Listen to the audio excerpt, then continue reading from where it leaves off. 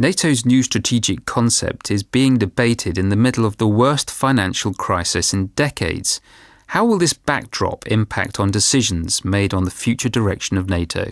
There is a saying that a crisis is always a new opportunity, and I think the crisis should be used for us to be realistic in assessing our capacities. We have our responsibility, and the responsibility does not get smaller or more limited because of the crisis. It can't really get much worse than it has been. So you know, if you can meet your requirements now with the budgets you have now, you will certainly be able to guarantee the ability to implement that strategy perhaps in out years when the global economy is recovered. It's not just money that is generally tight, it's also that defence spending is likely to be a particularly specific target for cuts. Now it is particularly difficult, particularly because defence budgets in democracies are likely to suffer even more, to suffer disproportionately compared to other budgets. There will inevitably be some impact of the scarcity of defence resources on the ambitions element, and I think we need to take a realistic approach and perhaps examine closely this whole question of ambitions. Crisis will be helpful because some things just will not happen, like it or not. Some fancy ideas of long-range power projection capabilities quickly and in high number, it just won't happen, like it or not. So this will force allies to do some of the core business differently. Some argue that with most NATO allies' defence spending already beneath NATO targets, now is not the time to make further cuts. We are now, I think, maybe 6 of the allies meeting the 2% target. Half of the allies are spending, each one of them, half of their budget on people.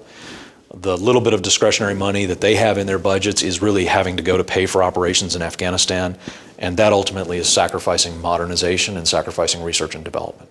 My view is I would recommend pushing forward, re-energize the heads of state to instruct their finance ministers to support their defense ministers with the necessary resources, make that upfront investment now, that upfront commitment now, because the downstream costs will be far less.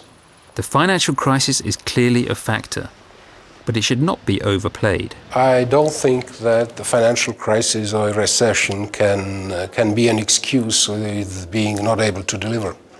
We know that different countries contribute very, very differently, so it's much more a matter of political will rather than financial constraints. It is not all about money. It is much about alliance solidarity. And the Americans have made it quite clear by saying those, for instance, who cannot send forces to Afghanistan, they can do other things. So yes, money is an issue.